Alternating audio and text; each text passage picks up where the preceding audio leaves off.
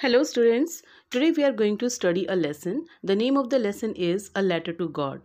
यह आपकी first flight book का फर्स्ट चैप्टर है and this chapter has been written by G.L. Fuentes. So let's see what is given here in this story.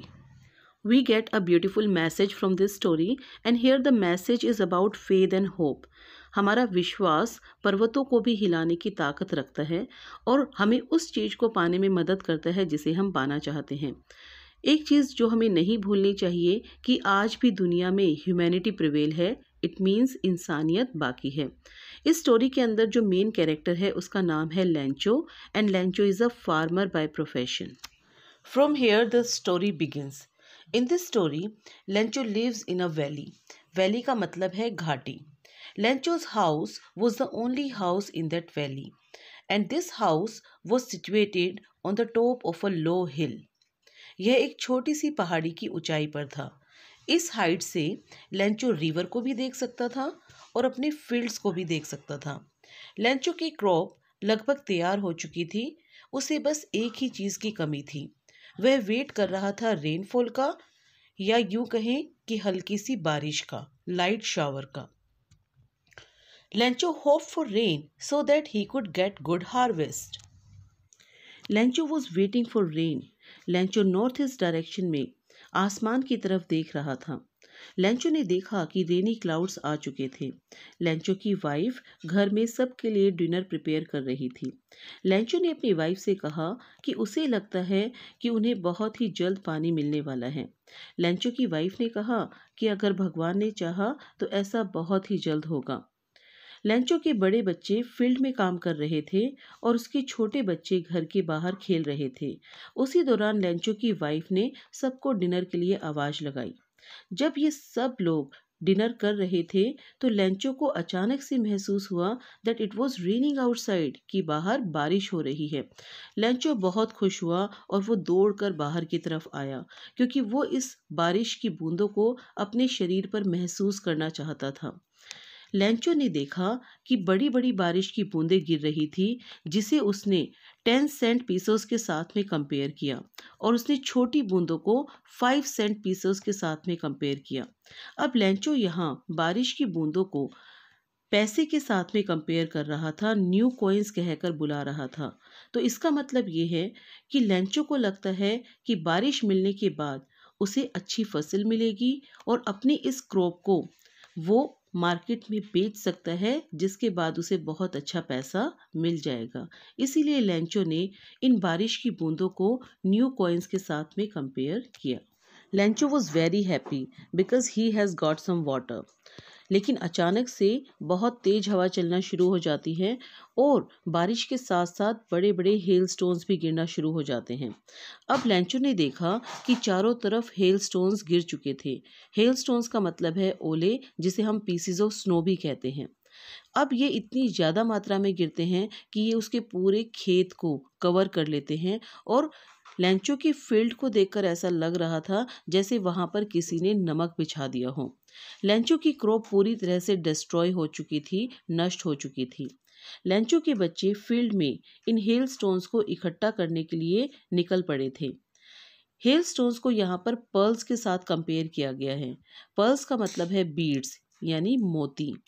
अब इन्हें frozen pearls कहकर बुलाया गया है। लेंचो हेल स्टोन्स को फ्रोजन पर्ल्स कह रहा था। अब वो भगवान से प्रेयर कर रहा था कि बस ये सब कुछ बहुत जल्दी से पास हो जाए, लेकिन ऐसा कुछ भी नहीं हुआ।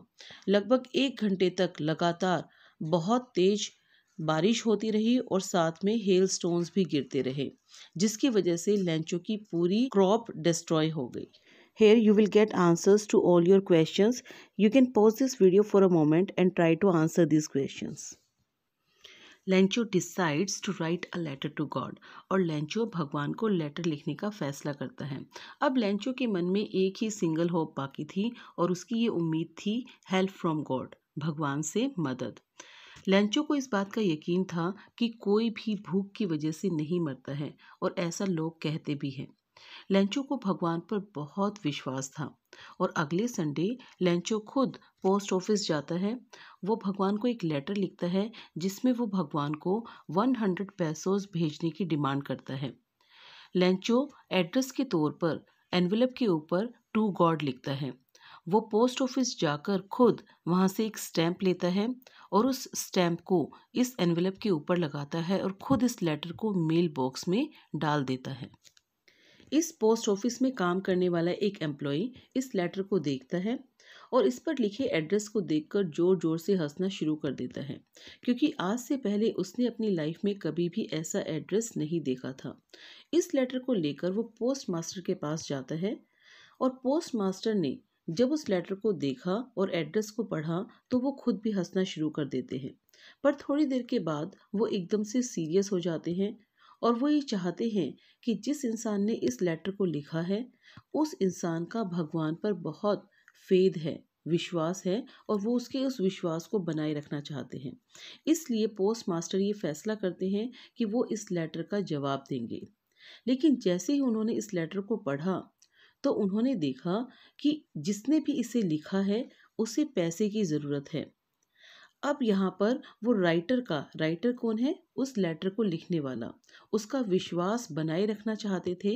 इसके लिए उन्होंने अपने सभी फ्रेंड्स को कहा कि उन्हें अपनी सैलरी का थोड़ा सा हिस्सा उसे देना होगा ताकि वो इस इंसान की मदद कर सके। और यहाँ उसके फ्रेंड्स कौन है? जो पोस्ट ऑफिस के एम्प्लॉयज़ हैं। इट मीन्स जो पोस्ट ऑफिस में काम करते हैं। अब पोस्ट मास्टर किसी तरह से 70 पैसों ही कलेक्ट कर पाते हैं। उन्होंने वो पैसा एनवलप में डाला और उसके बाद उन्होंने वहाँ पर लेंचो का एड्रेस लिखा, टू लेंचो, और एज अ सिग्नेचर उसने गॉड लिखा। इसका मतलब लेंचो को लगेगा कि ये लेटर गॉड की तरफ से ही आया है। Again we have this questions here and you can learn them. Post office के सभी एम्प्लॉयज़ ने अपनी तरफ से एक चैरिटी का काम किया था। अगले संडे लेंचो बहुत ही जल्दी पोस्ट ऑफिस में पहुंच जाता है और वो उनसे पूछता है कि क्या उसके लिए कोई लेटर आया है। पोस्टमैन खुद अपने हाथ से लेंचो को एक लेटर देते हैं और जबकि पोस्ट मास्टर अपने ऑफिस में खड़े होकर लेंचो के एक्सप्रेशंस को देख रहे थे। लेंचो के चेहरे पर बिल्कुल भी हैरानी के भाव नहीं थे जब उसने पैसे को देखा। तो एक तरह से हम कह सकते हैं कि लेंचो एक बहुत ही सिंपल हार्टेड पर्सन है जो भगवान में बहुत विश्वास रखता है। और जैसे उसने पैसे को काउंट किया वो गुस्सा हो जाता है। उसे लगा कि भगवान तो कभी भी कोई गलती नहीं कर सकते, फिर ये पैसा कम कैसे है। अब बहुत ही जल्दी लेंचो ने एक दूसरा लेटर लिखा और ये लेटर भी उसने गॉड को लिखा। इस लेटर को लिखने के बाद लेंचो लेटर को मेल बॉक्स में डालते हैं और वहां से चले जाते हैं। पोस्ट मास्टर उस लेटर को ओपन करते हैं और उसे पढ़ना शुरू कर देते हैं। लेंचो ने लेटर में लिखा था कि जो पैसा उसे मिला है वो 70 पैसों है, जबकि उसने 100 पैसों के लिए डिमांड किया था। अब उसने भगवान को कहा कि आप मुझे बाकी का बचा हुआ पैसा भी भेज देना, लेकिन इस बार पैसा मुझे डाक के जरिए मत भेजना, क्योंकि पोस्ट ऑफिस में जितने भी वर्कर्स हैं, जितने भी एम्प्लॉयज़ हैं, सब बंच ऑफ क्रूक्स हैं।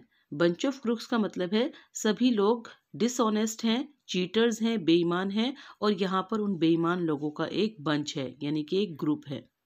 तो इस तरह से हम देख सकते हैं कि लास्ट में हमें आयरनी देखने को मिलती है। आयरनी मतलब एक ऐसी ऑपोजिट सिचुएशन होती है जिसको हम कभी एक्सपेक्ट नहीं करते हैं। यहाँ पर पोस्ट ऑफिस एम्प्लॉयज़ ने लेंचो को हेल्प किया और on the contrary we can see Lencho उन्हीं लोगों को डिसऑनेस्ट बता रहा है। Well, here this story ends and I have given you answers to all your questions. You can pause this video for a moment and try to understand these answers. Thank you. And don't forget to like and subscribe for such more videos.